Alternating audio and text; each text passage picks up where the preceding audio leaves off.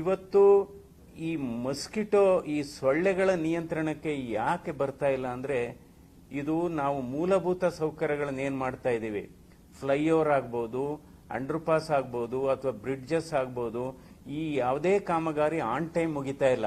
ಎಲ್ಲ ಅರ್ಧ ಫ್ಲೈಓವರ್ಗಳು ಅರ್ಧ ಆಗಿದೆ, ಅಲ್ಲಿಗೆ ನಿಲ್ಸಿದ್ದಾರೆ.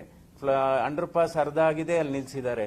ಅಥವಾ ರೋಡ್ಗಳು ಅಗದು ಬಿಟ್ಟಿದ್ದಾರೆ, ಅಲ್ಲೆಲ್ಲ ನೀರು ಮಳೆಗಾಲ ಬಂದಂತ ಸಂದರ್ಭದಲ್ಲಿ, ಮಳೆ ಬಂದಂತ ಸಂದರ್ಭದಲ್ಲಿ, ಯಾಕೆಂದ್ರೆ ಇವತ್ತು ಏಡಿಸ್ ಈಜಿಪ್ಟಿ ಅಂತ ಏನಿದೆ, ಈಜಿಪ್ಟಿ ಅಂತ ಈ ಮಸ್ಕಿಟೋ ಇಂದಲೇ ಇದು ಹರಡೋದು.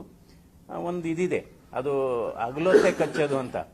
ಅಂದ್ರೆ ರಾತ್ರಿ ಹೊತ್ತು ಕಚ್ಚಬಹುದು, ಹಗಲೊತ್ತು ಜಾಸ್ತಿ ಕಚ್ಚುತ್ತೆ ಅಂತ ಇದು ನಮ್ಮ ಅಧ್ಯಯನ ಹೇಳುತ್ತೆ. ಅದು ನಿಜನೂ ಸರಿ.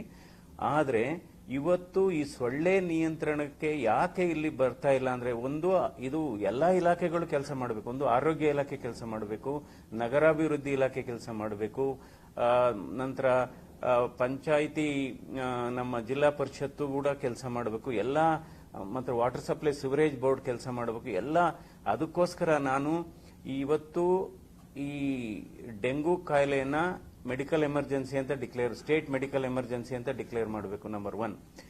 ಎರಡನೇದು, ಇದಕ್ಕೆ ಒಂದು ಈ ಸಾಂಕ್ರಾಮಿಕ ಈ ಇನ್ಫೆಕ್ಷನ್ ಕಂಟ್ರೋಲ್ ಮಾಡಲಿಕ್ಕೆ ಒಂದು ಟಾಸ್ಕ್ ಫೋರ್ಸ್ ಅನ್ನು ಕೂಡ ಮಾಡಬೇಕು. ಇದಕ್ಕೋಸ್ಕರ ಒಂದು ಟಾಸ್ಕ್ ಫೋರ್ಸೇ ಮಾಡಬೇಕು. ಅದಕ್ಕೆ ಯಾರ್ಯಾರು ಪರಿಣಿತರಿದ್ದಾರೆ ಅವರನ್ನ ಈ ಟಾಸ್ಕ್ ಫೋರ್ಸ್ ಅಲ್ಲಿ ಮಾಡಿ ಅವರ ಸಲಹೆಗಳನ್ನ ಕೂಡ ಪಡಿಬೇಕಾಗುತ್ತೆ. ನಂತರ ಇವತ್ತು ಮಕ್ಕಳಲ್ಲಿ ಕೂಡ ಜಾಸ್ತಿ ಆಗ್ತಾ ಇದೆ. ಇವತ್ತು ಡೆಂಗಿ ಫೀವರ್ ಏನಿದೆ, ಇದು ಮಕ್ಕಳಲ್ಲೂ ಕೂಡ ಜಾಸ್ತಿ ಆಗ್ತಾ ಇದೆ. ಅದರಿಂದ ಎಲ್ಲಾ ಸ್ಕೂಲ್ಗಳಿಗೂ, ಅದು ಸ್ಕೂಲ್ಗಳಾಗ್ಬೋದು, ಕಾಲೇಜ್ಗಳಾಗ್ಬೋದು, ಸುತ್ತೋಲೆಗಳು ಹೋಗ್ಬೇಕು. ಅವ್ರ ಮ್ಯಾನೇಜ್ಮೆಂಟ್ ಜೊತೆನೂ ಮೀಟಿಂಗ್ ಮಾಡಬೇಕಾಗುತ್ತೆ, ಸ್ಕೂಲ್ ಮ್ಯಾನೇಜ್ಮೆಂಟ್ ಜೊತೆನೂ ಮೀಟಿಂಗ್ ಮಾಡಿ. ಯಾಕೆಂದ್ರೆ ಇವತ್ತು ಸುಮಾರು ಮಕ್ಕಳು ಇವತ್ತು ಅಡ್ಮಿಟ್ ಆಗ್ತಾ ಇದ್ದಾರೆ ಡೆಂಗು ಫೀವರ್ ಇಂದ. ಈಗಾಗಲೇ 6 ರಿಂದ 7 ಜನ ಡೆತ್ ಆಗಿದೆ ನಮ್ಮ ರಾಜ್ಯದಲ್ಲಿ. ಸುಮಾರು 7,000ಕ್ಕೂ ಹೆಚ್ಚು ಸೋಂಕಿತರಿದ್ದಾರೆ ಇವತ್ತು ಡೆಂಗುವಿಂದ.